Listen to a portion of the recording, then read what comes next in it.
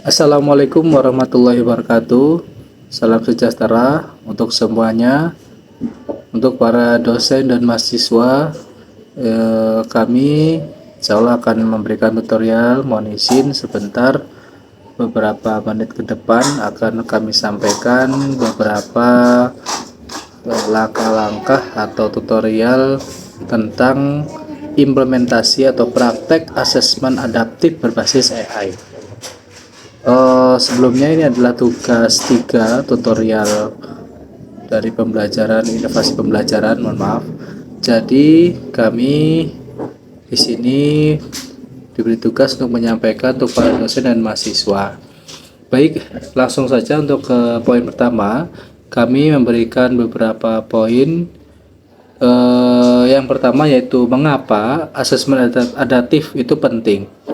Jadi ada beberapa poin yang kami simpulkan. Yang pertama yaitu analisis kemampuan yang real time. Jadi dengan berbasis adaptif, asesmen adaptif, kita bisa secara langsung, secara real time mengetahui kemampuan dari mahasiswa tersebut. Yang kedua, baik dosen ataupun mahasiswa mendapatkan feedback yang otomatis. Jadi saling mendapatkan umpan balik. Yang ketiga, soal menyesuaikan kemampuan. Jadi kemampuan siswa ini mahasiswa sangat disesuaikan oleh soalnya. Jadi ketika mahasiswa mungkin tidak bisa melanjutkan pertanyaan-pertanyaan selanjutnya, maka sistem asesmen tersebut yang berbasis AI itu akan mungkin menurunkan levelnya dengan ditambah remedialnya. Yang keempat, ini efisiensi waktu dosen. Jadi untuk para dosen ini juga sangat mengurangi waktu dan jarak tempuh ya dengan adanya inovasi AI ini. Yang kelima, ini mendukung OB dan juga transformasi digital. Nah, selanjutnya di asesmen adaptif ini ada beberapa struktur. Yang pertama, terdapatnya bank soal adaptif. Jadi di asesmen adaptif berbasis AI ini otomatis dosen juga harus menyiapkan bank soal yang memang sudah sesuai dengan kurikulumnya. Yang kedua, juga struktur algoritma tingkat kesulitan. Jadi sekali lagi ini ada algoritmanya ketika mungkin mahasiswa tidak bisa menyelesaikan tugas, namun di situ ada skala batas-batasnya ya. Mungkin ketika tidak mampu melanjutkan soal tersebut, nah AI tersebut akan menurunkan level tingkat kesulitannya. Yang ketiga, ini struktur pelaksanaan asesmen. Pelaksanaan asesmen tentunya biasanya juga menggunakan teknologi jaringan atau berbasis daring. Yang keempat, dashboard hasil dan rekomendasi.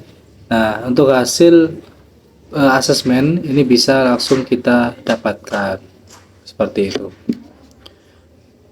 Baik, untuk yang selanjutnya kami juga merangkum langkah implementasi atau persiapannya untuk para dosen. Yang pertama, ini integrasi LMS dengan modul adaptive quiz. Nah, ini untuk para dosen supaya menyiapkan LMS-nya, tentunya dengan modul yang sudah tertera. Yang kedua, menyiapkan akun dosen atau kelasnya juga. Jadi untuk para dosen juga harus menyiapkan kelas LMS-nya. Yang ketiga, mengecek kesiapan server dan akses mahasiswa. Jangan sampai ada mahasiswa yang tertinggal. Nah, seperti itu. Langkah implementasi bank soal. Yang pertama, para dosen supaya membuat 50 sampai dengan 100 soal per mata kuliah.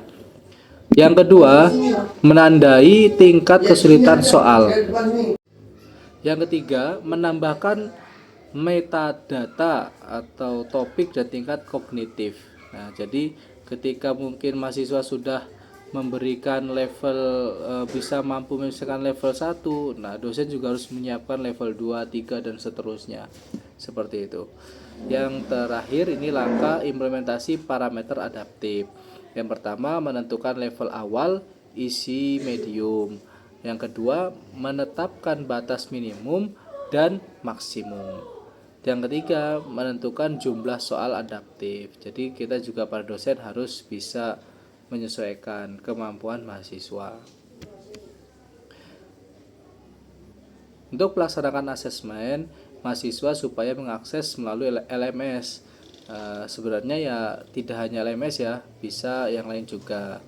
Jadi bisa disesuaikan dan juga kesepakatan di awal. Yang kedua, sistem menyesuaikan soal secara real time. Yang ketiga, profil kemampuan otomatis dihasilkan.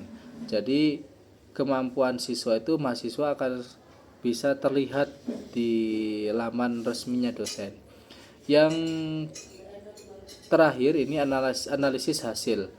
Jadi dashboard performa mahasiswa ini sekali lagi bisa terlihat, dan juga grafik perkembangan kemampuan mahasiswa juga bisa dilihat. Rekomendasi belajar otomatis juga bisa didapatkan. Dan tips untuk dosen ini, mohon maaf mungkin kalau salah ya. Tipsnya untuk dosen supaya memperbanyak variasi soal, jadi tidak monoton soalnya. Mungkin secara berkala berubah modelnya. Dan gunakan penanda kesulitan konsisten. Dan juga mulai dengan uji coba hal-hal yang kecil atau soal-soal yang kecil. Mungkin ada latihan, kuis, dan lain-lain. Dan juga gunakan fitur sandbox sebelum rilis. Ini untuk LMS ya. Oke. Mungkin itu saja yang bisa kami sampaikan. Sekali lagi kami sangat mendukung adanya asesmen adaptif berbasis AI bagi para dosen dan mahasiswa universitas terbuka supaya bisa melaksanakan ini semua, baik dosennya ataupun mahasiswanya. Dalam kata arti ya melek digital seperti itu. Alhamdulillah, jazakumullah khairan. Wassalamualaikum warahmatullahi wabarakatuh.